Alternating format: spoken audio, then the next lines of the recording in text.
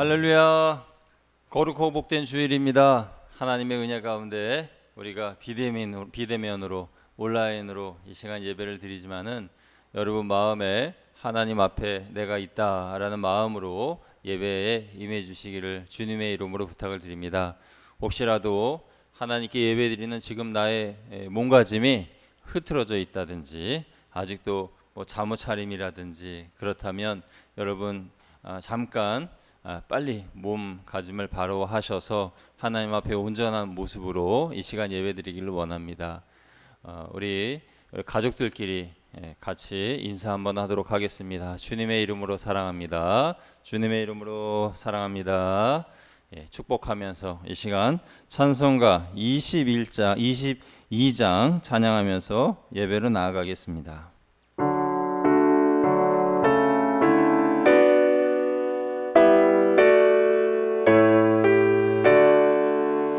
만유의 주 앞에 감사를 드리고 다 경배하면서 찬송을 부르세. 내 맘 열어 한 소리로 기뻐 주를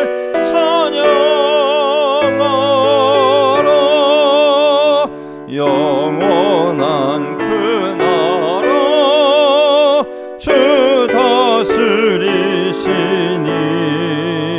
생명의 열쇠는 주님의 것이라. 내 맘 열어 한 소리로 기뻐 주를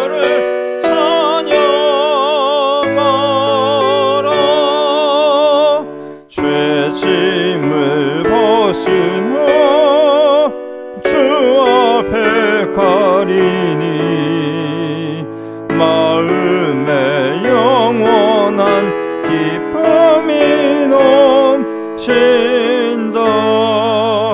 내 맘 열어 한 소리로 기뻐 주를 찬양하라. 참 소망 가지고 그날을 기리며 주 다시 오실 때 기쁘게 맞으리. 내 맘 열어 소리로 기뻐 주를 찬양하라.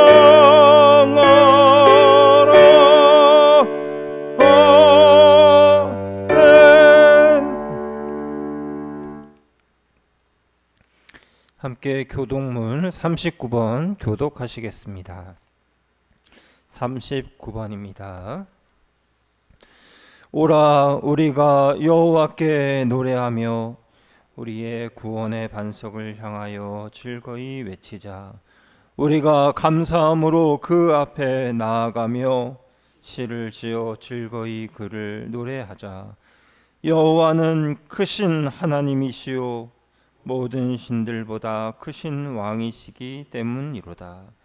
땅의 깊은 곳이 그의 손 안에 있으며 산들의 높은 곳도 그의 것이로다. 바다도 그의 것이라 그가 만드셨고 육지도 그의 손이 지으셨도다. 오라 우리가 굽혀 경배하며 우리를 지으신 여호와 앞에 무릎을 꿇자. 그는 우리의 하나님이시요 우리는 그가 기르시는 백성이며 그의 손이 돌보시는 양이기 때문이라. 아멘. 나는 전능하신 아버지 하나님 천지의 창조주를 믿습니다. 나는 그의 유일하신 아들 우리 주 예수 그리스도를 믿습니다. 그는 성령으로 잉태되어 동정녀 마리아에게서 나시고 본디오 빌라도에게 고난을 받아 십자가에 못 박혀 죽으시고 장사된 지 사흘 만에 죽은 자 가운데서 다시 살아나셨으며 하늘에 오르시어 전능하신 아버지 하나님 우편에 앉아 계시다가 거기로부터 살아있는 자와 죽은 자를 심판하러 오십니다. 나는 성령을 믿으며 거룩한 공교회와 성도의 교제와 죄를 용서받는 것과 몸의 부활과 영생을 믿습니다. 아멘. 이 시간은 지난 한 주간 우리가 지은 죄를 생각하며 하나님 앞에 참회의 기도를 드리겠습니다.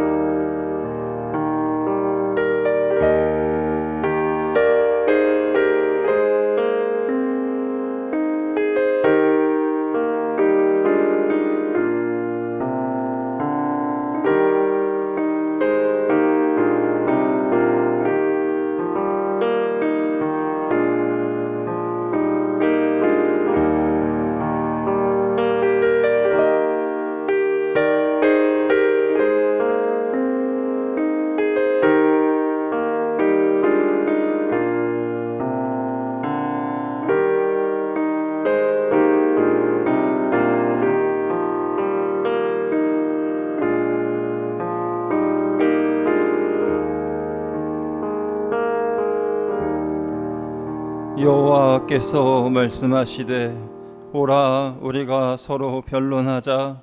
너희의 죄가 주홍 같을지라도 눈과 같이 희어질 것이요 진홍같이 붉을지라도 양털같이 희게 되리라. 아멘. 함께 찬송가 272장 찬양하시겠습니다.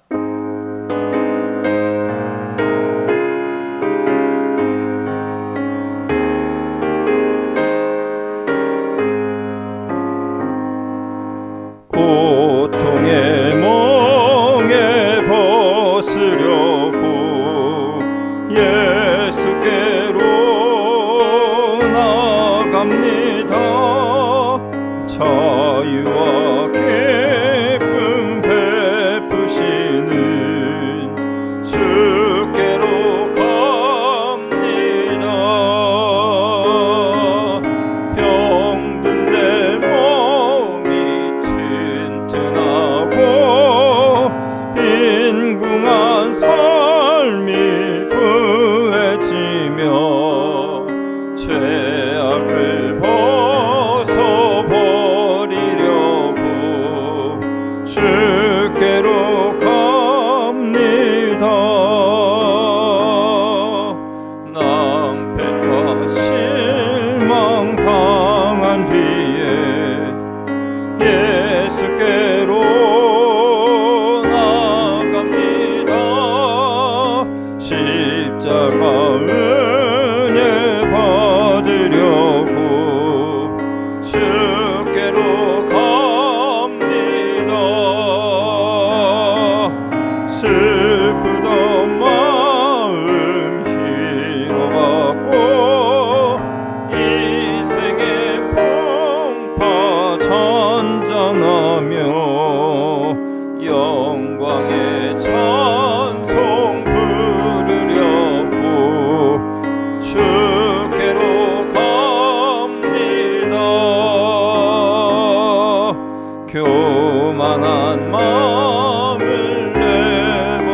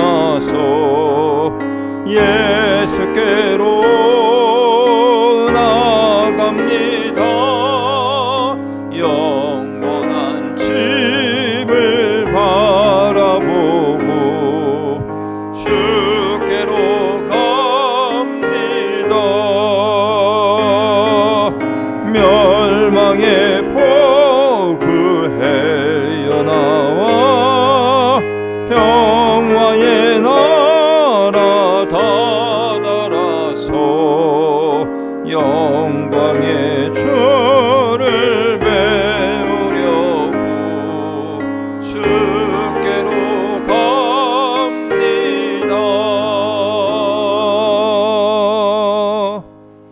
아멘. 이 시간 예배를 위하여 김문석 장로님 기도해 주시겠습니다.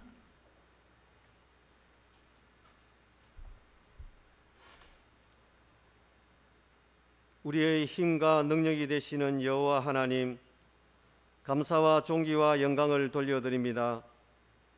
귀하고 복된 시간, 하나님의 백성들을 영상으로 예배의 자리에 불러주시니 감사합니다. 세상은 어지럽고 힘든 시간이지만 세상을 이기는 힘이 주님께 있기에 이 시간 낮고 겸손한 마음으로 주님 앞에 무릎을 꿇습니다. 우리의 소망 되시는 주님, 우리의 삶 가운데 참 기쁨과 평강이 차고 넘치게 하옵소서. 역사의 주관자 되시고 우리의 치료자 되시는 하나님 아버지, 코로나19 전염병의 재확산 앞에 아무것도 할 수 없는 저희들의 무능함과 나약함과 교만함을 회개합니다. 세상의 빛과 소금이 되어야 할 교회가 우리의 잘못된 생각과 교만함 때문에 세상에서 지탄을 받고 하나님의 영광을 가리웠습니다. 우리의 교만 때문에 교회가 빛을 잃고 맛을 잃어버린 안타까운 현실 앞에 주님의 어려우심과 도우심을 간구합니다. 옳고 그름을 분별할 수 있는 분별력과 지혜를 주시옵소서.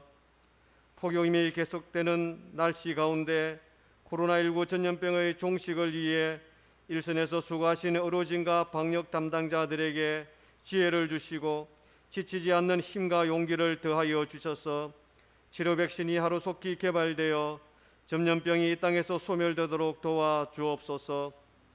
어떤 재앙이나 어떤 전염병도 내 백성이 겸비하고 회개하며 멈추고 고쳐주시겠다는 약속의 말씀을 붙들고 기도하오니 하루속히 전염병이 이 땅에서 멈추게 하시고 감염자들이 완치되어 일상으로 돌아가도록 긍휼을 베풀어 주시옵소서.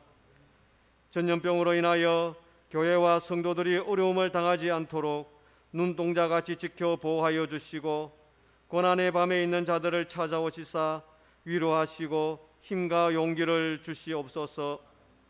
사랑의 주님, 이 어려운 시기에 연로하신 성도들과 한우들의 건강을 지켜 주옵소서.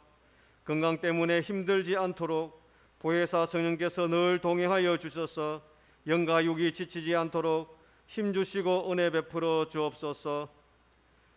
교회 리모델링 공사가 은혜 가운데 잘 마무리되어 가게 하시니 감사합니다. 남은 모든 공정이 한 건의 안전사고 없이 아름답게 마무리되어 하나님께 영광 돌려드리게 하옵소서. 고난과 어려움이 사라지지 않는 이때에 소망의 말씀을 전하시기 위하여 단위에 서신 목사님을 성령의 능력으로 붙들어 주셔서 성도들을 푸른 초장 시원한 물가로 인도하는 선한 목자 되게 하옵소서. 말씀을 사모하는 갈급한 심령들에게 소망이 넘치는 시간 되게 하여 주옵소서. 거룩하신 예수님의 이름으로 기도드리옵나이다. 아멘.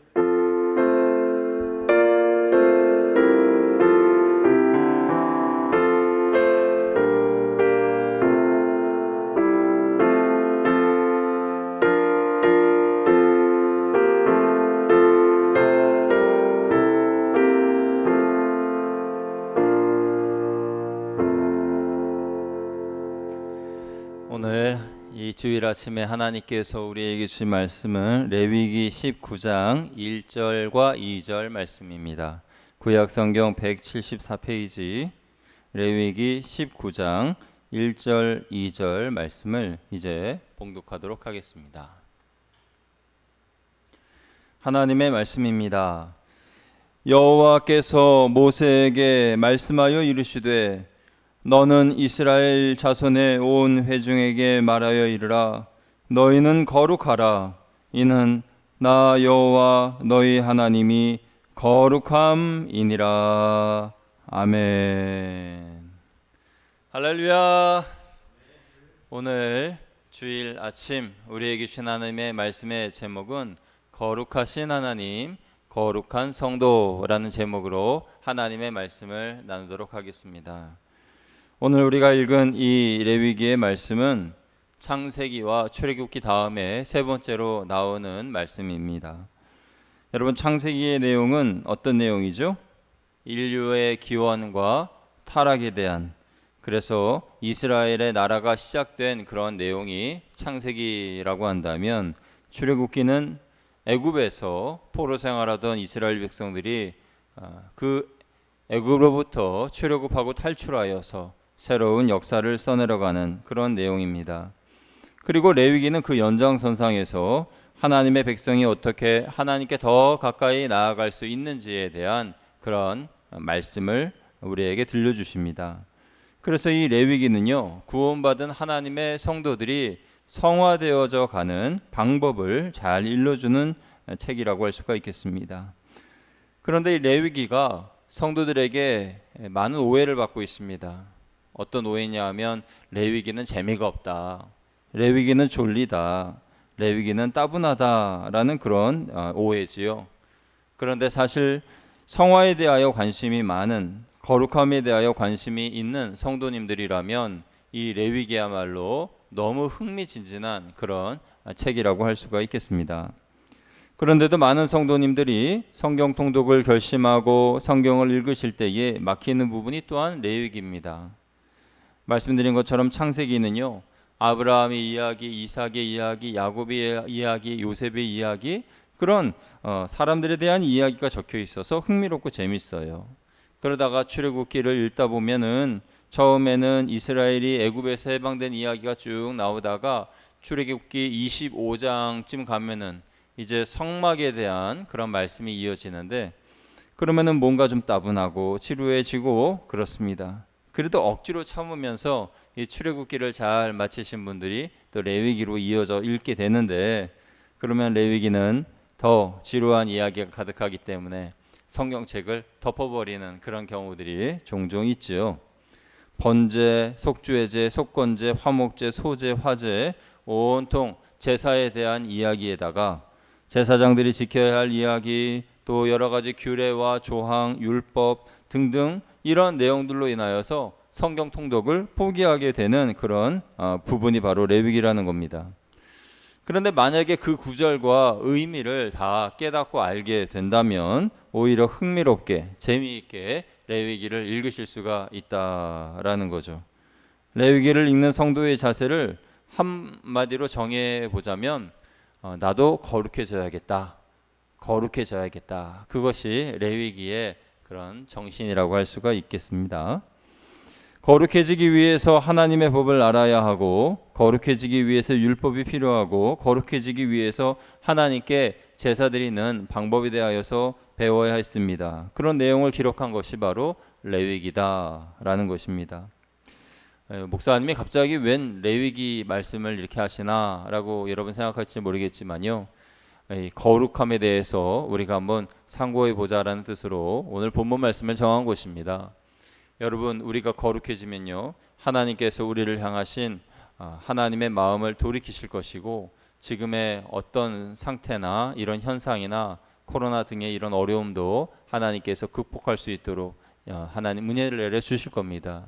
그런 소망의 마음을 가지고 오늘 말씀을 함께 상고하기를 소망하는 것입니다. 레위기의 가장 큰 주제는 거룩이고요, 이 거룩이라는 말이 레위기만 90회 반복하여 나옵니다. 출애굽기, 레위기, 민수기, 신명기까지 통틀어서 살펴보면은 거룩이라는 말은 421회 나오죠. 그러니까 하나님은 우리들이 거룩한 것에 대하여서 너무 관심이 많으신 거예요. 저와 여러분이 거룩하게 되기를 하나님이 원하시고, 교회가 거룩성을 회복하기를 원하시고, 그리고 한 나라가 거룩한 공동체로서 바로 세워져 가기를 하나님이 원하신다라는 것입니다. 그래서 하나님의 이런 특별한 관심과 하나님의 이런 특별한 마음을 우리가 외면할 수가 없다라는 것이죠. 우리가 거룩해져야 한다라는 것입니다. 오늘 본문의 레위기 19장 1, 2절 말씀은 레위기의 기록 목적을 정확하게 말씀해 주고 있는 구절입니다. 여러분, 1절과 2절 말씀 다시 한번 볼까요? 1절, 2절. 우리 거양교회 성도님들은 딱 성경책을 펼쳐놓고 예배를 드리고 계시는 줄로 믿습니다. 우리 1절 2절 같이 읽어보겠습니다. 시작. 여호와께서 모세에게 말씀하여 이르시되 너는 이스라엘 자손의 온 회중에게 말하여 이르라. 너희는 거룩하라. 이는 나 여호와 너희 하나님이 거룩함이니라. 아멘. 이 말씀에 동의하시는 분들만 아멘, 아멘. 예, 각 가정마다 아멘 하고 외치시는 소리가 여기까지 다 들립니다. 하나님은 거룩하신 하나님이십니다. 하나님이 거룩하시기 때문에 우리도 거룩해야 합니다. 왜냐하면 우리는 하나님의 형상대로 지음받은 하나님의 자녀들이죠. 그러니까 거룩해야 합니다. 하나님은 거룩함을 우리에게 요구하십니다. 성경에 보면은 내가 거룩하니 너희도 거룩하라 라고 하나님 말씀하고 계십니다. 이런 구절이 23곳, 내가 거룩하니 너희도 거룩하라 라는 이 말씀이 23번 반복하고 있다. 그만큼 거룩함에 대하여 강조하신다는 말씀이에요. 그럼 여러분, 거룩이 무엇일까요? 우리가 거룩이 무엇인지를 바로 알아야 거룩한 삶을 살 수 있지 않겠습니까? 거룩이 무엇입니까, 여러분? 구약에서 거룩은 헌신의 의미가 강합니다. 그러니까 구약에서 거룩 그러면은 자기의 모든 것을 바칠 정도로 헌신하는 그런 의미지만은 신약에서의 거룩의 의미는 그것보다 조금 달라요. 그러니까 신약에서의 거룩의 의미는 구별됨이라는 그런 의미입니다. 구약은 헌신이라는 뜻이지만 신약은 구별됨이라는 그런 뜻이 더 강하다라는 그런 말씀이에요. 그러니까 죄로부터 구별되고 하나님을 위하여 내가 세상적인 것들로부터 구별된 그런 삶을 사는 것이 바로 거룩이다라는 말씀입니다. 그렇게 구별된 삶을 살기 위해서는 우리가 영적인 것에 집중하는 삶을 살아야 하는 것입니다. 우리 현대인들은요, 너무 정신이 없어요. 너무 바쁘고요.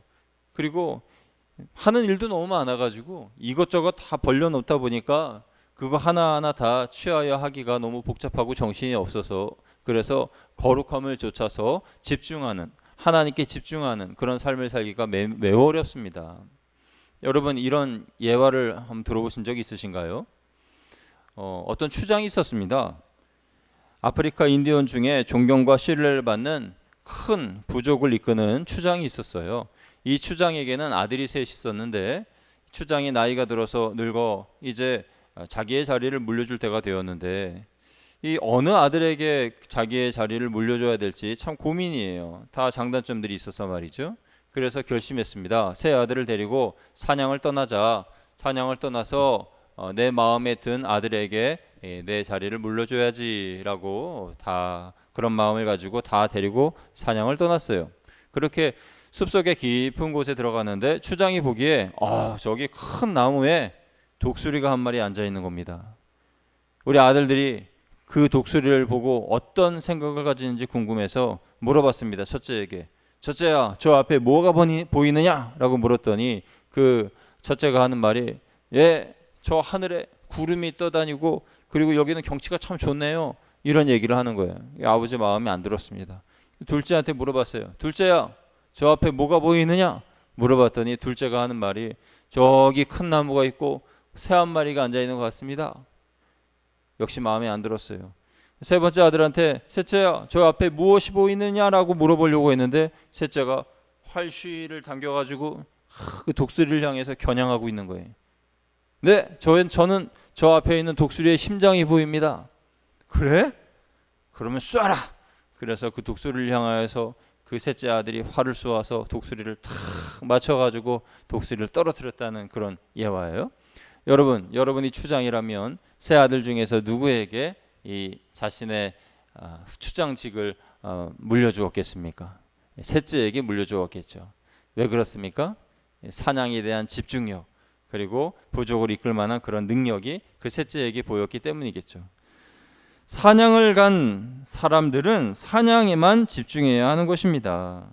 사냥에 집중하지 않고 뭐 하늘의 구름이나 뭐 나무나 뭐 경치 이런 것들을 생각하고 둘러보는 사람은 그 사냥의 목적에 합당하지 않은 사람들이죠. 우리가 이 땅에서 살아갈 때에 거룩한 하나님의 백성으로 부름받았는데 부름 받았는데, 그렇다면 우리가 이 세상에서 살아가는 분명한 삶의 목적이 거룩함이다라는 그런 분명한 목표 그리고 방향을 설정하고 가야 한다라는 것입니다. 거룩하기를 원한다면 집중해야 됩니다. 하나님께 집중해야 돼요. 예배에 집중해야 돼요. 말씀에 집중해야 돼요. 오늘 이렇게 온라인 예배를 드릴 때에도 주위가 소란스럽다 그러면 조용히 하고 하나님께만 집중해야 돼요. 하나님만 바라보며 나아가며 예배드리면 이렇게 온라인으로 예배를 드리든지 오프라인으로 예배를 드리든지 교회에 나와서 예배를 드리든지 아니면 어떤 상황이든지 상관없이 하나님께서 주시는 은혜를 다 받아 누리실 줄 믿습니다. 하나님께서 내게 주신 은혜를 내가 받을 수가 있는 거예요. 하나님께만 집중하면. 그러나 정말 예배당에 나와 있고 시원한 에어컨 바람을 맞으면서 좋은 환경에서 하나님께 예배를 드린다고 하더라도 몸은 교회에 나와 있지만 정신이나 생각은 딴 데 가 있고, 그렇다면 아무리 하나님의 전에 나와서 예배를 드린다고 하더라도 은혜를 받을 수가 없는 거죠. 집중하지 못하기 때문에. 그래서 거룩은 곧 집중력과 연관이 돼 있어요. 하나님만 말씀에 집중하는. 그래서 오늘 말씀도 집중하여 들으시는, 집중하여 예배로 나아가시는 우리들이 되어야 됩니다. 여러분, 거룩한 성도의 삶은 하나님을 향하여 집중하는 삶을 살아야 죄로부터 구별된 삶을 살아갈 수가 있다라는 것입니다.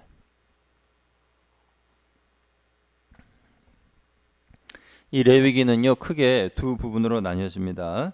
1장에서 16장, 17장에서 27장 이렇게 나뉘어지는데, 1장에서 16장은 이스라엘 백성이 하나님께 나아가는 길에 대해서 설명을 해줘요. 그러니까 하나님을 향하여 나아가는 그 길, 그 도, 그 방향에 대해서 말씀해 주시고, 17장에서 27장은 하나님께 나아간 백성들이 하나님과 동행하는 방법에 대하여서 알려줍니다. 결국 이 1장부터 27장까지 모든 내용들은요, 하나님께 나아가고 하나님과 동행하려면 죄와 분리된 삶을 살아야 한다라는 것이 한마디로 정의하자면 그런 거예요. 죄와 분리된 삶을 살아야 한다. 그래서 첫째로 레위기에서 깊이 다루고 있는 문제는 죄의 문제입니다. 죄의 문제.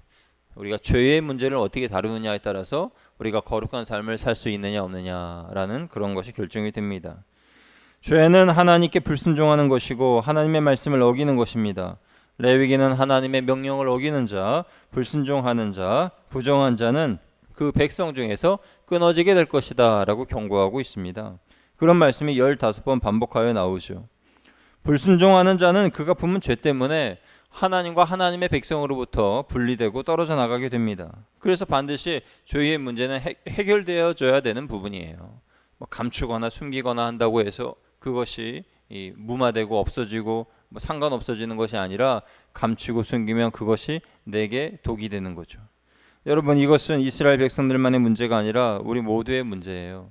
그래서 내가 죄로부터 분리되어 있지 못하고 죄로부터 구별된 삶을 살지 못하고 죄를 품고 숨기고 그렇게 살아간다면 그것이 나에게 큰 해가 되고 독이 된다라는 것을 우리가 기억해야 합니다. 아담과 하와를 보세요. 아담과 하와가 범죄한 이후에 우리 모든 인간들은 죄를 품은 사람들이 되었죠. 그래서 로마서 3장 23절에 모든 사람이 죄를 범하여 하나님의 영광에 이를 수가 없다라고 말씀하였습니다.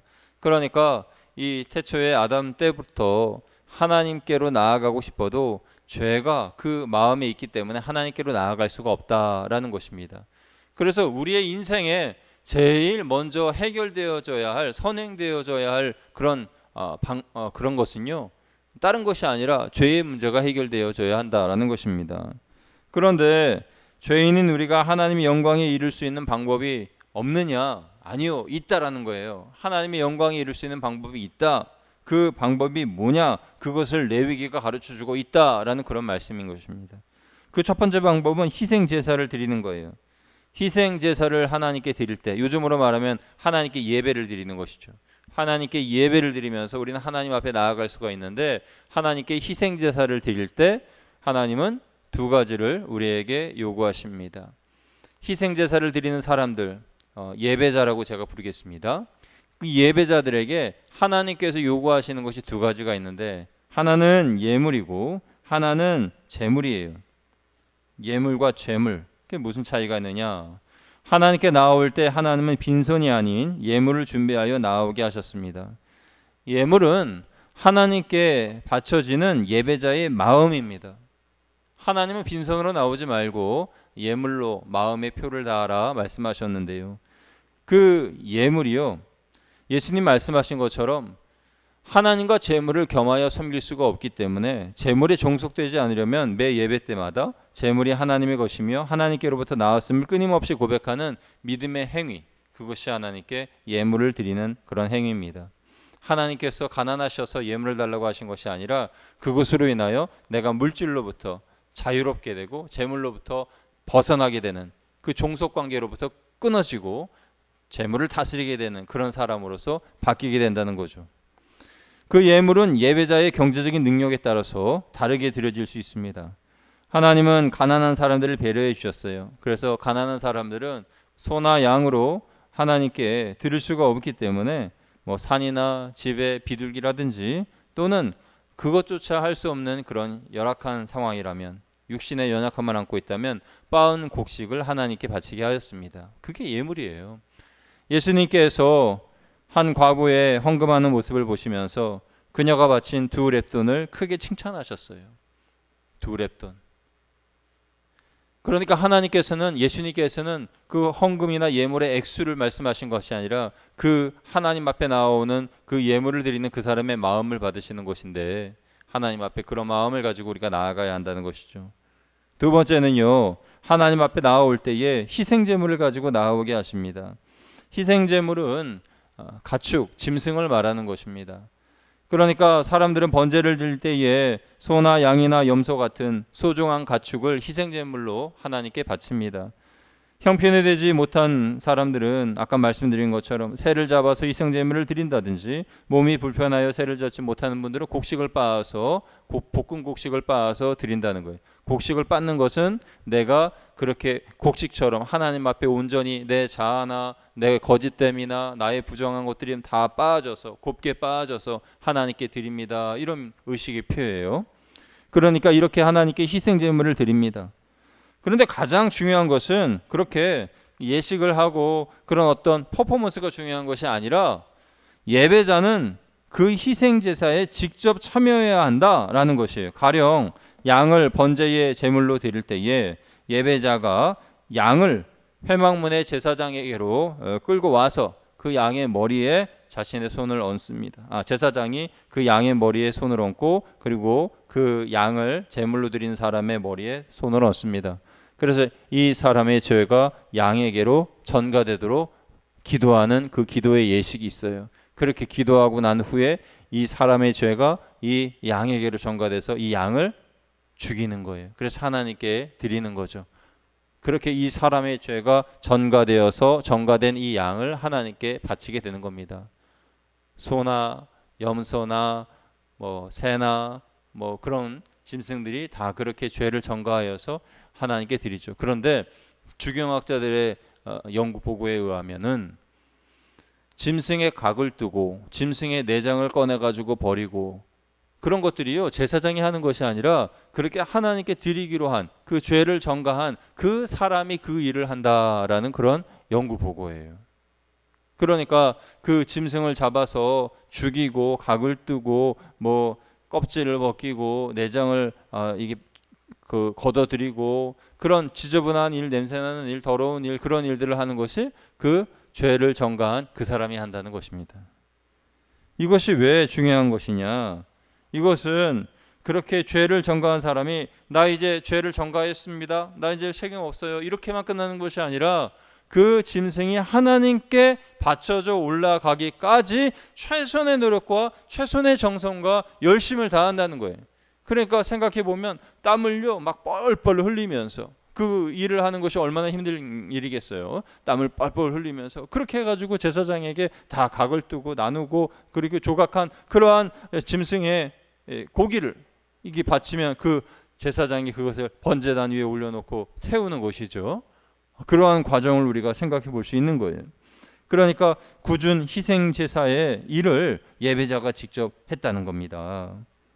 이때 제사를 드리는 사람의 심정이 어떻겠습니까? 일단은 최선을 다해서 준비하고 땀을 흘리면서 눈물을 흘리면서 내가 그동안 키웠던 이 가축이 나를 대신하여 죽는구나 라고 생각하면서 미안하다 하면서 그런 마음을 가지고 그 제물을 하나님께 올리지 않았겠습니까?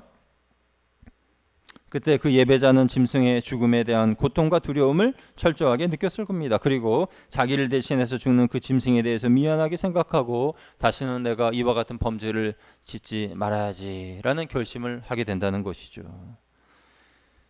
그리고 둘째로 레위기에서 깊이 다루고 있는 문제는 법에 관한 문제입니다. 아까 레위기가 깊이 다루고 있는 첫 번째 문제는요, 죄에 대한 문제라고 말씀을 드린 거예요. 죄에 대한 문제. 그래서 죄에 대한 문제는 하나님께 제사를 드릴 때 예물과 제물로서 하나님께 나아갈 때에 하나님이 받아주시고 용서해 주시는 것이고요. 두 번째는 법의 문제인데 레위기에서 깊이 다루고 있는 법의 문제는 율법으로 나타납니다. 하나님은 율법을 이스라엘 백성들에게 주셨어요. 그 첫 번째 율법이 십계명이죠. 10가지의 그런 계명을 주셔서 그 계명으로 인하여서 하나님의 사람들이 어떻게 살아야 되는지에 대해서 법과 도를 가르쳐 주셨습니다. 그런데요, 여러분, 이 법이라는 건요 참 따분하고 지겹고 좀 무미건조한 것이에요. 법 좋아하시는 분들 계세요? 뭐 법률 그런 어떤 법률책, 법률서 그런 것을 가져다 놓고 야 이거 왜 이렇게 재밌냐? 와 이거 헌법 되게 재밌다 하면서 이렇게 공부하시고 그러시는 분 계세요? 별로 없으실 것 같은데요. 예, 그래서 이 법률서, 이 율법에 대한 이런 말씀이 기록된 책이 레위기이기 때문에 또 레위기가 또 재미없다 이렇게 오해를 받기도 한다라는 것이죠. 그런데 이 법이라는 것은요 너무너무 중요합니다. 왜냐하면 성도의 자유를 보장해 주는 것이 법이기 때문이에요. 법의 테두리 안에 있으면 자유를 보장받게 되는데 그 법이라는 그 선을 넘어가게 되면은 방종이 되고 무책임한 행동이 되어서 벌을 받게 되는 거죠. 그러나 그 법의 테두리 안에만 있으면 하나님의 보호를 받게 된다라는 것입니다. 하나님께서 이스라엘에게 율법을 주신 이유가 그런 것입니다. 하나님께서 최초로 사람에게 법을 주신 것은 아담과 하와에게 주신 법이에요. 창세기 2장 17절의 명령이죠. 너는 선악을 알게 하는 나무의 열매를 먹지 말라. 내가 먹는 날에는 반드시 죽으리라 하는 이 약속의 말씀이 최초의 인간에게 주신 약속의 말씀이고 법입니다. 그런데 그 법을 어겼죠. 법을 어기지만 않았다면 인간은 그 에덴 동산에서 지금까지 자유롭게 그리고 또 기쁘게 살았을 텐데 그 법을 어김으로 말미암아 에덴 동산에서 쫓겨나고 그리고 남자와 여성은 아이를 낳는 고통, 남성은 노동을 하는 그런 고통, 그런 어려움을 받게 되었죠. 그런 땅으로부터의 그런 고통을 받게 됩니다.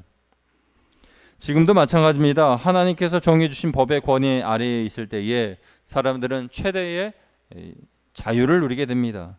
그런데 불행하게도 인간이 범한 이 죄, 그 법을 어긴 그 이유 때문에 모든 것이 바뀌어진 겁니다. 살인하게 되고 서로 속이게 되고 전쟁이 일어나게 되고 그러면서 많은 사람이 죽고 그런 일들이 그 법의 질서를 깨뜨렸기 때문이죠. 하나님의 율법을 무시하고 깨뜨렸기 때문에 그런 어마어마한 일들이 일어나게 된 겁니다. 하나님의 질서를 깨뜨리면 결국은 사람에게 그런 재해로서 다가오게 된다는 것이죠. 우리가 당하는 지금의 이러한 어려움도요.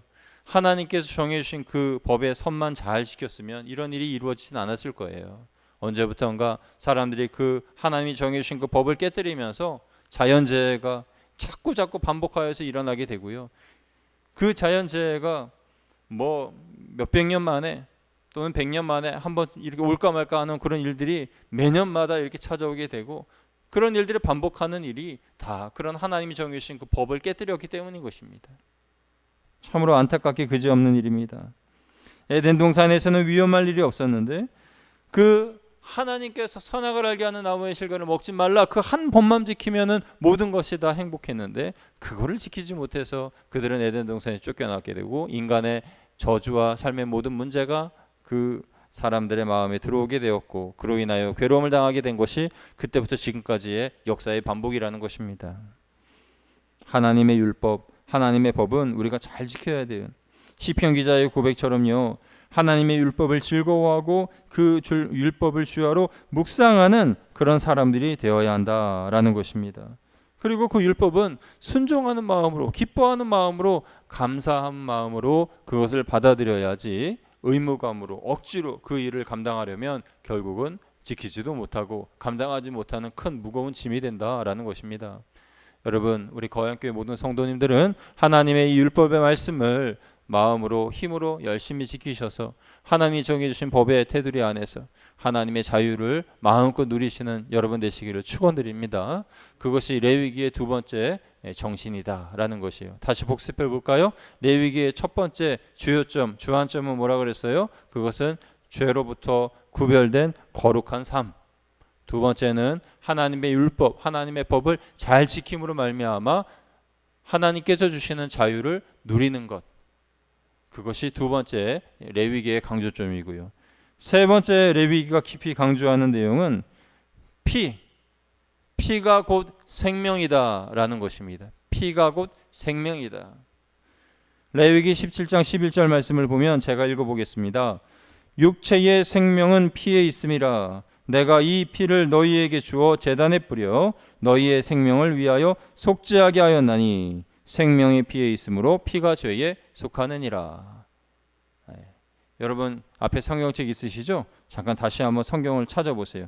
우리 오늘 본문 레위기 19장인데 19장에서 두 장만 좀 앞으로 넘기시면 17장이 나와요. 레위기 17장 11절 한번 펼쳐보세요. 이 말씀은 중요한 말씀이라서 우리가 같이 한번 봐야 되겠어요. 자, 레위기 17장 11절 펼치셨죠? 우리 같이 한번 다시 읽어보겠습니다. 시작. 육체의 생명은 피에 있음이라. 내가 이 피를 너희에게 주어 제단에 뿌려 너희의 생명을 위하여 속죄하게 하였나니 생명이 피에 있으므로 피가 죄를 속하느니라. 아멘. 육체의 생명은 피에 있다. 피는 곧 생명이다 라는 것이에요. 그 피가 죄를 속한다. 여러분, 속죄의 제사를 드릴 때 이게 짐승의 피를 담당하는 이는 제사장입니다. 피가 생명이고 피로 인하여 죄가 속하기 때문에 이 피는, 그 피를 담당하는 이 제사의 이 업무를 감당하는 것은 너무너무 중요한 일인데 이 일을 하는 이가 제사장이에요. 그러니까 제사장은 정말 중요한 일을 하는 사람이고 제사장을 뽑는 것, 그것은 너무나도 중요한 그런 일이라는 것입니다. 그래서 이 일을 감당하는 제사장을 세우기 위해서 하나님께서 7일 동안이나 제사장 위임식을 준비하고 거행하셨다라는 것입니다. 아론과 그 아들들을 제사장으로 위임하시기 위한 그 기간이 7일 동안이나 하나님께서 준비시켰다. 그래서 그렇게 위임받은 제사장들이 되었다라는 내용이 레위기 8장에 기록되어 있는 거죠. 그래서 레위기 8장부터 15장까지 누가 제사장이 되며 제사장이 해야 할 일들이 무엇인가를 이렇게 말씀하고 계시는데, 이 제사장이 이렇게 중요하고 제사장에 대한 이야기가 이렇게 많은 이유는 피를 다루는 직무를 가진 사람이 제사장이기 때문에 그렇다는 거예요. 그러니까 어떻게 보면 제사장이 더 중요한 것보다 피가 더 중요한 거예요. 그 짐승의 피가 죄를 사해 주기 때문에 그 피를 다루는 제사장이 더 중요하다. 이것은 영적으로 볼 때 예수 그리스도의 보혈을 의미하는 것입니다. 예수 그리스도의 보혈로서 우리의 모든 죄가 사해진다라는 것이에요. 그래서 제사장의 이 사역은 너무나 중요했다. 그런데 이 제사장의 사역을 감당하는 이들이 아론과 그 두 아들인데요. 그런데 이 레위기 10장에 보면은 이 아론의 두 아들 나답과 아비후가 엄청난 범죄를 하나님 앞에 범하게 됩니다. 하나님이 지시하지 않은 다른 불을 가지고 하나님 앞에 분향하다가 사사로이 피운 그 불로 인하여서 그 불이 그들을 삼켜서 그들이 불에 타서 죽게 되는 그런 끔찍한 일이 일어나게 된다라는 것이 10장의 내용이죠. 거룩한 하나님의 종인 나답과 아비후가 죽는 사건이 매우 충격적인 사건이었습니다. 그들이 하나님의 제사장이라는 점에서 충격적이고, 또 다른 하나는 하나님을 섬기는 중에 일어났다라는 것이 충격적인 일입니다. 그러니까 오늘날로 말씀드리면 하나님 앞에 예배드리는 지금 이때에 이 예배 시간에 불이 나와서 두 제사장이 죽었다라는 그런 내용이에요. 참 놀랍고 깜짝 놀라게 하는 그런 사건이 아닐 수가 없는 겁니다. 여러분, 이 사건이 말하는 것이 무엇입니까? 제사장이나 대제사장도 역시 죄인이다라는 그런 말이죠. 거룩하신 하나님 앞에서 대제사장도 죄인이기 때문에 하나님께 죄를 회개하고 1년에 한 번 지성소에 들어갈 때에 온전히 회개한 후에 잠시 들어갔다가 나올 수 있는 것이 대제사장입니다. 그러니까 이 구약의 제사 제도가 참 불완전하다는 것이죠. 목사도 불완전하고 목사가 집례하는 이 예배도 불완전할 수가 있는데, 그런데 완전한 예배가 있습니다. 그 완전한 예배는 바로 예수 그리스도가 제사장이 되셔서 드려지는 예배가 완전한 예배다라는 것입니다. 그래서 이 레위기는 제사장에 대한 중요한 언급을 합니다만, 그 제사장에 대한 중요한 언급의 마지막 종착지는 그러니 우리에게 완전하신 대제사장이 계시는데 그분이 바로 예수 그리스도시다 라고 말씀하는 그 내용입니다. 그 내용이 바로 히브리서에 나와 있는 것이죠.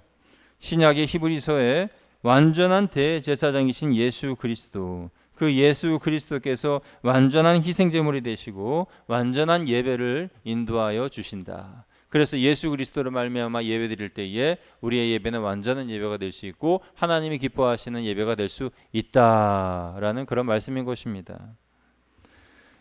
히브리서는요, 예수님께서 완전한 대제사장이 되시고 또 완전한 희생제물이 되신다라고 말씀해 주십니다.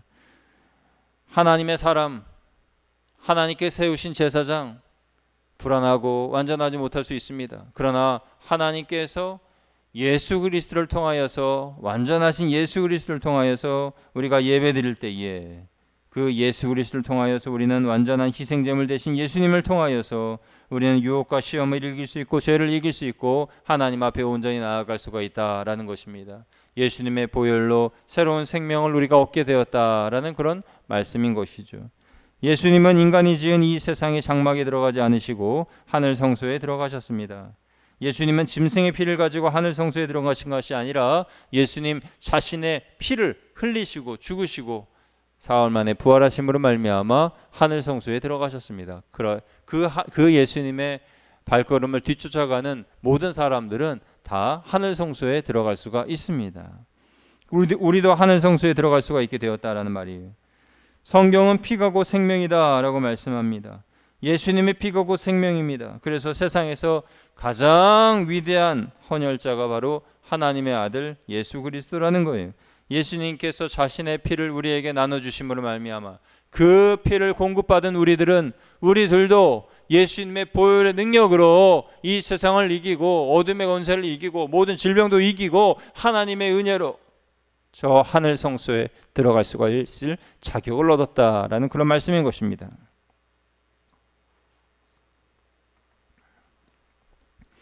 예수 그리스도의 보혈은 우리의 모든 죄를 깨끗하게 해주시고 죄와 마귀의 권세를 이기게 해주시고, 그래서 우리는 예수님의 보혈로 거룩한 하나님의 성도로서 자유롭게 나아갈 특권을 얻게 되었다라는 것입니다. 예수님의 죽으시는 그때에 휘장이 둘로 찢어져 나뉘어진 것처럼 우리를 맡고 있는 그 모든 것들 또한 찢어져 나뉘게 되고 하나님 앞에 시온의 대로가 놓이게 될 줄로 믿습니다. 여러분의 앞에 시온의 대로가 놓이게 될 줄로 믿습니다. 모든 성도님들은 이제 자유롭게 하나님의 임재 앞으로 나아갈 수가 있게 되었습니다. 하나님을 만날 수 있게 되었습니다. 대제사장 되신 예수 그리스도 때문입니다. 그래서 이 레위기에서 언급하는 이 제사장의 이야기, 레위기에서 언급하는 피의 이야기, 생명의 이야기는 예수 그리스도를 말씀하는 거예요. 예수 그리스도의 보혈과 예수 그리스도의 보혈을 믿음으로 말미암아 생명을 받게 되는 것, 또 처음 제사장인 아론과 그의 자녀들은 실수도 하고 하나님 앞에 벌도 받고 그런 불완전한 사람들이었지만 완전한 제사장이신 예수님으로 우리가 말미암아 예배드리면 완전한 예배가 되고 그 예배로 인하여 우리는 하나님께 영광을 돌릴 뿐만 아니라 하늘 성소에 들어갈 충분한 자격을 얻게 된다라는 것입니다. 우리가 하나님 앞에 나아올 때에 그래서 우리는 주님의 십자가의 보혈을 의지하며 나아가야 됩니다. 그리고 성령님을 모시고 주님의 말씀에 아멘으로 응답해야 합니다. 무엇보다도 하나님이 거룩하신 하나님이심을 우리는 잊어서는 안 됩니다. 그래서 너무 편안한 마음을 가지고 예배를 드려서는 안 돼요. 우리가 하나님 앞에 예배를 드릴 때에 이 몸가짐도 바로 해야 돼요. 앉는 자세도 바로 해야 됩니다. 저는 뭐 성도님들이 교회에 나와서 예배 드려 주시는 것만으로도 참 기쁘고 너무 좋아요. 여러분이 어떠한 자세로 하나님 앞에 예배 드리든지 저는 너무 좋아요. 저는 그런 것이 하나도 신경 쓰이지 않아요. 다리를 꼬고 앉으셔서 예배를 드리시든지 모자를 쓰고 예배를 드리시든지 막 뭐 부채질을 막 하시면서 예배를 드리시든지 저는 그런 거 하나도 눈에 들어오지 않아요. 정말입니다. 아기가 막 울든지 뭐 애들이 막 뛰어다니든지 눈에 하나도 안 들어오고 귀에 하나도 안 들어와요. 왜냐하면 그냥 교회 와서 예배 드리시는 것만 해도 너무나 감사하고 고맙고 너무나 좋아요. 그래서 너무너무 좋습니다. 그런데요, 사실 그런 거 하나하나 말씀드려야 돼요. 왜냐하면 하나님 앞에 예배 드리는 그런 우리의 자세가 그렇게 부주의해서는 안 돼요. 하나님 앞에 온전한 마음으로 또 겸비된 마음으로 하나님께 예배 드려야 돼요. 말씀드렸잖아요. 하나님께 예배 드릴 때에 하나님께 집중해서 예배를 드려야 된다고요. 마치 궁수가 관역을 향해서 활을 겨냥해서 쏘듯이 하나님의 말씀 한 말씀을 놓치지 않기 위해서 집중해야 되고 하나님 은혜를 하나라도 놓치지 않을까 봐 하나님을 바라보면서 간절한 마음으로 예배를 드리는 게 예배자의 마음이 돼야 되는 거예요. 그런 마음을 갖는다면 막 여기저기 막 분주하게 다니지도 않을 것이고 여기저기 둘러보지도 않을 것이고 누가 왔나 이렇게 찾지도 않을 것이고 하나님만 바라보게 되는 거예요.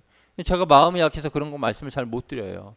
그런데 하나님께서 하나님 앞에 예배를 드릴 때는 그렇게 집중해서 하나님께 예배 드려야 되는 것이 맞습니다. 여러분 무엇보다도 하나님이 거룩하신 분임을 잊지 말고 그리고 하나님 앞에 편안한 마음, 너무 편안한 마음을 갖고 예배드리면 안 돼요. 경외하는 마음 없이 예배드리거나 딴 생각하거나 그렇게 하나님께 예배드리고 돌아가면요 그 은혜도 금방 날아갑니다. 하나님 앞에 바른 예배가 되려면 하나님께 집중해야 되고 예수님의 보혈을 의지해야 되고 그리고 하나님이 주신 그 법을 지켜야 되고요. 그리고 세상의 제사장 그리고 또 불완전한 제사장이 아니라 완전한 제사장이신 예수님의 이름으로 우리가 예배를 드려야 한다는 것입니다. 나답과 아비후가 범죄함으로 죽었을 때에 모세가 아론과 그 아들들에게 이렇게 말했어요. 레위기 10장 6절에 보면 너희는 머리를 풀거나 옷을 찢지 말라. 그리하여 너희가 죽음을 면하고 여호와의 진노가 온 회중에 미침을 면하게 하라. 이렇게 엄중하게 말하였습니다. 사랑하는 아들이 둘이나 죽었는데 형제들이 죽었는데 울고불고 하지 말라는 거예요. 왜요? 하나님 앞에 큰 범죄함으로 심판을 받았기 때문이죠. 하나님의 뜻을 깊이 생각하고 하나님께 온전한 순종으로 나아가라 라는 것입니다. 감정의 지배를 받지 말고 하나님의 그 뜻을 온전히 또 준엄하게 준행하라 라는 것이 이 아론을 향한 또 아론의 다른 아들들을 향한 아론을 향한 그런 모세의 경고라는 거죠. 여러분 우리가 하나님 앞에 나아갈 때 이런 겸비한 마음을 가지고 나아갑니까? 어떤 작은 일들이나 어떤 형편이나 그런 문제들을 봤을 때에 하나님께 예배드리고 하나님께 집중하는 것보다 그런 이슈들, 그런 가십거리들, 그런 것들이 더 크게 보이지 않아요? 그러니까 그것들을 우선순위로 생각하고 그것들로 인하여 예배를 드리지 못하고 있는 우리들의 모습은 아니냐는 거죠. 그래서는 안 된다는 것이에요. 오직 하나님만 우리가 바라보며 예배를 드려야 되고 하나님만 우리의 경배의 대상이 되어야 되고 하나님께만 집중해야 된다라는 것입니다. 우리가 하나님의 말씀을 중요하게 생각하고 말씀대로 살아가는 태도를 가지는 그것에 대한 말씀이 레위기에 다 기록되어 있고 그것이 바로 율법이다라는 것입니다. 레위기 23장에도 보면은 지켜야 할 날들에 대한 말씀이 있어요. 날, 데이. 그래서 안식일과 유월절, 무교절 그리고 곡식을 바치는 이 명절인 7.7절, 속죄일 그리고 초막절 이렇게 등등 계속 말씀하고 계시는데 이 날이 중요하고 절기가 중요한 것은 뭐냐면 하나님께서 예배자들에게 주시는 기회의 날입니다. 그러니까 하나님께서 이 날에 너희의 마음을 다시 돌이켜 내게로 오면 내가 너희의 죄를 다 용서해 줄게. 평소에 나에게 나아오기가 꺼림직하고 또 막막하고 먹먹하고 어렵니? 그렇다면 내가 너희에게 7.7절, 속죄일, 초막절, 무교절, 유월절 등등 이러한 절기를 마련해 놓았으니 이날에는 너희가 나에게 나와서 간절하게 기도하고 회개하지 못한 것 회개하고 나에게 바라고 아뢰고 기도해라. 그럼 내가 너희의 기도를 다 용서해 줄게. 너희의 기도를 다 들어줄게 라고 말씀하신 거예요. 기회를 주신 거죠. 그런데 이스라엘은 그 축복의 기회조차도 다 놓치고 말았다라는 안타까운 일입니다. 우리의 신앙생활도 보면요, 하나님께서 우리에게 기회를 주실 때가 많이 있어요. 다시 돌아와라, 다시 행하라, 다시 한번 열심을 내라 하고 기회를 주시는데 그 기회를 놓쳐버릴 때가 너무나 많이 있습니다. 어쩌면 그 기회가 오늘일지도 몰라요. 그 기회를 하나님께서 계속 주시는 것은 아니에요. 우리가 그 기회를 영원히 계속 받는다는 보장 또한 없습니다. 그래서 오늘 하나님께서 다시 돌아올 수 있는 기회를 주셨을 때에 하나님께 아멘, 하나님 나아갑니다 하며 탕자처럼 하나님께 나아가면 돼요. 그럼 하나님께서 용서해 주십니다. 레위기에서 우리에게 주시는 말씀, 거룩과 보혈 이 두 가지를 잊지 마시고 거기에 하나만 더 붙이면 거룩과 보혈과 율법. 오늘은 이 세 가지를 우리 가지고 말씀을 나눴습니다. 우리가 신앙생활할 때에 신앙적인 분위기를 유지하는 것도 중요하지만 더 중요한 것은 그 거룩함과 보혈의 공로를 잃지 않는 것이 더 중요합니다. 말씀을 읽고 듣고 성도들과 교제를 나누는 것도 중요하지만 그것보다 더 중요한 것은 하나님의 말씀을 지키는 삶이에요. 하나님의 법을 넘어가지 않고 지키는 그 삶, 그런 삶이 중요한 것입니다. 나를 위해 십자가에 못 박히신 예수님, 그 보혈의 은총에 사로잡혀서 매일매일 살아가시는 저와 여러분 되시기를 축원드립니다. 지금 우리가 어려운 상황 가운데 코로나의 재확산으로 인하여서 이렇게 온라인 예배를 또 드리게 되는데, 그렇다고 여러분 너무 좌절하지 마시고 너무 마음속에 괴로워하지도 마세요. 영원하진 않습니다. 이 과정일 뿐이에요. 우리가 이 과정이 지나면은 나중에 우리 교회가 이렇게 잘 이겨냈다, 우리 한국 교회가 잘 이렇게 이겨냈다, 그런 고백하는 날이 분명히 올 수 있을 줄로 믿습니다. 그 날이 속히 오기를 함께 기도할 뿐입니다. 하나님께서 우리에게 새 힘을 주셔서 우리가 다시금 이제 9월 6일 다다음 주죠. 9월 6일 주일에는 교회의 본당에서 다 같이 모여서 예배드릴 수 있는 그 날이 올 수 있도록 하나님 재확산을 멈춰주시고 하나님 앞에 나아갈 수 있는 우리 될 수 있도록 인도하여 주옵소서. 이렇게 기도해 주시는 저와 여러분 되시기를 주님의 이름으로 축원드리고 부탁드립니다. 함께 기도하겠습니다. 하나님 아버지 감사합니다.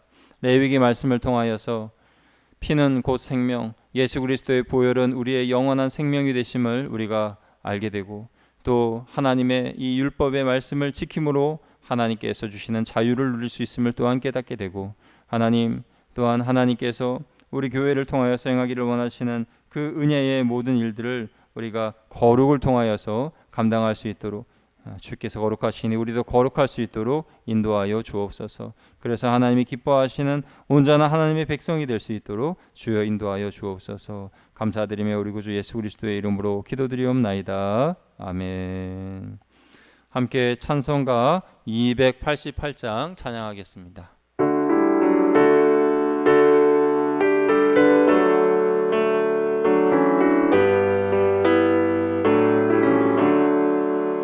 예수를 나의 구주 삼고 성령과 패로서 거듭나니 이 세상에서 내 영혼이 하늘의 영광 누리도다. 이것이 나의 간증이요 이것이 나의 찬송일세. 나 사는 동안 끊임없이 구주를 찬송하리로다. 온전히 주께 맡긴 내 영 사랑의 음성을 듣는 중에 천사들 왕래하는 것과 하늘의 영광 보리로다. 이것이 나의 간증이요 이것이 나의 찬송일세. 나 사는 동안 끊임없이 구주를 찬송하리로다. 주 안에 기쁨 마음의 풍랑이 잔잔하니 세상과 나는 간 곳 없고 구속한 주만 보이도다. 이것이 나의 간증이요 이것이 나의 찬송일세. 나 사는 동안 끊임없이 구주를 찬송하리로다.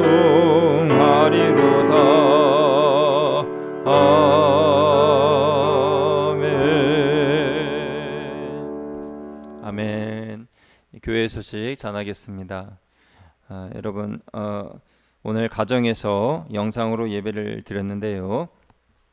코로나19의 재확산으로 인하여서 당회가 지난 수요일에 성도님들의 건강을 먼저 생각하는 것이 옳다 하여서 결정하여서 2주간 온라인 예배를 드리기로 결의했습니다. 그래서 다음 주일까지, 다음 주일 30일 주일까지 주일 예배는 각 가정에서 영상으로 예배 드리게 됩니다.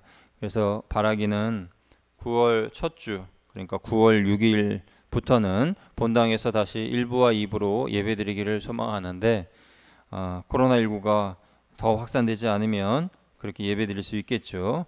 그래서 우리가 다 같이 힘써 기도하셔서 이 예배가 온전히 비대면 예배가 아니라 오프라인으로 예배드리는, 교회 와서 예배드리는 예배가 9월 6일부터는 다시 또 이제 진행될 수 있기를 그런 마음을 가지고 힘써 기도해 주시기를 부탁을 드립니다. 주일 예배 15분 전에 영상 예배에 관련된 문자 여러분 받으셨을 텐데요. 다음 주에도 영상 문자 보내드려서 검색하셔서 보실 수 있도록 하겠고요. 유튜브 검색창에 컴퓨터로 또 보시는 분들은 유튜브 검색창에 거양교회를 입력하시면은 예배에 참여하실 수가 있는데 구독 버튼이 있습니다. 그래서 구독 버튼 누르시면 쉽게 검색하실 수가 있으실 겁니다. 헌금은 2주간 온라인으로도 드리실 수가 있고요. 또 우리가 현장 예배 드릴 때에 그때 한꺼번에 내셔도 되겠습니다. 예배 모임 안내 보시면 새벽 예배와 수요 예배도 9월 6일 주일부터 모이게 된다라는 것 기억해 주시면 감사하겠고요. 교회 창립 기념 예배, 본당 리모델링 완공 감사 예배, 총동원 주일 예배 등등의 예배는 이런 행사들은 9월 중으로 연기한다라는 것을 말씀을 드립니다. 본당 리모델링 광고 말씀드립니다. 이제 거의 다 이제 마무리가 되어 가고 있는데 이제 세밀한 부분들 점검하고 또 준비하고 있습니다. 그리고 아직 바닥 데코타일 바닥 공사가 아직 진행이 되지 않았는데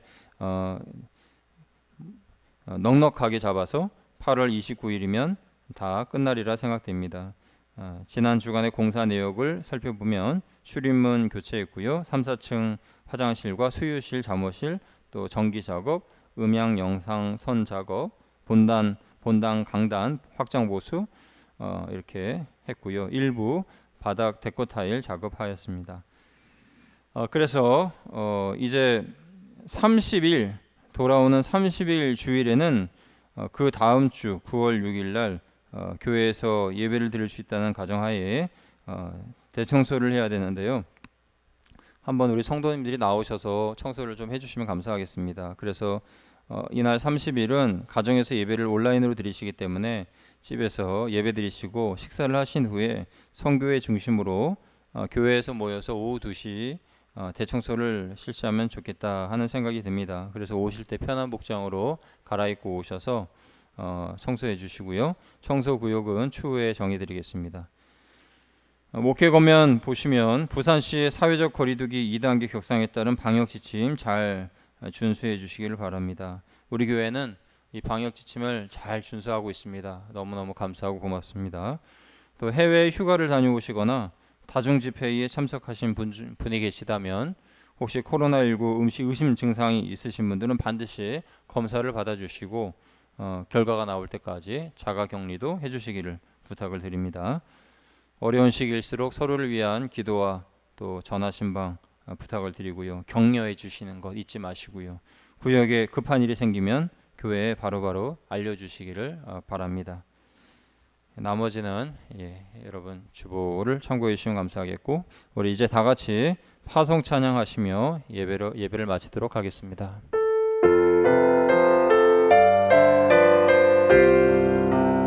주 안에 우린 하나, 주 안에 우린 하나, 모습은 달라도 예수님 한 분만 바라네. 사랑과 선행으로 서로를 격려해 따스한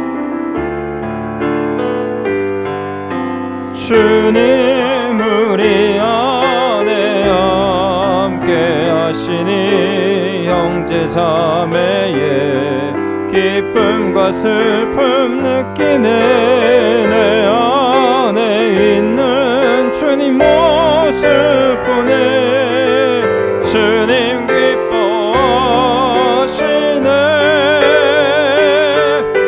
주님 기뻐하시네.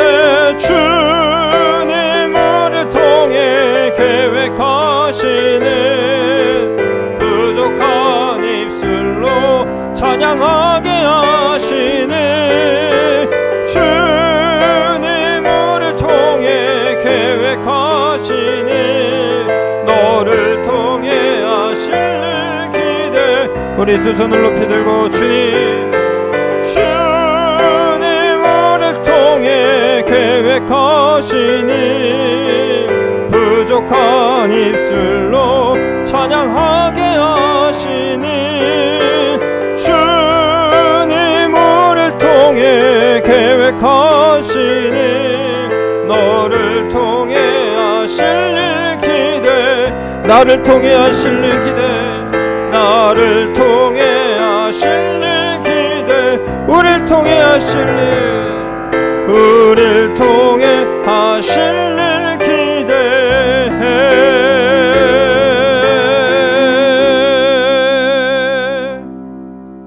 이제는 우리 주 예수 그리스도의 은혜와 아버지 하나님의 무한하시고 만극하신 사랑하심과 성령님의 감화 감동하시고 교통하심이, 내가 거룩하니 너희도 거룩하라 하신 하나님의 말씀을 아멘으로 받아들이며 거룩한 성도의 삶을 살겠나이다 다짐하는 하나님의 거룩한 백성들 한 분 한 분 머리 위에, 그리고 이 땅에서 신음하고 고통받는 모든 영혼들 위에, 특별히 하나님께서 질병으로 인하여 연약해진 이들과 홍수와 재난으로 인하여 어려움을 당하고 있는 이들과, 또 이들을 위하여 기도하는 우리 한국교회 위에, 우리 거양교회 위에, 이 나라와 민족 위에, 세계 열방에서 복음을 증거하시는 선교사님들 위에 이제로부터 영원토록 함께하시기를 간절히 축원하옵나이다. 아멘.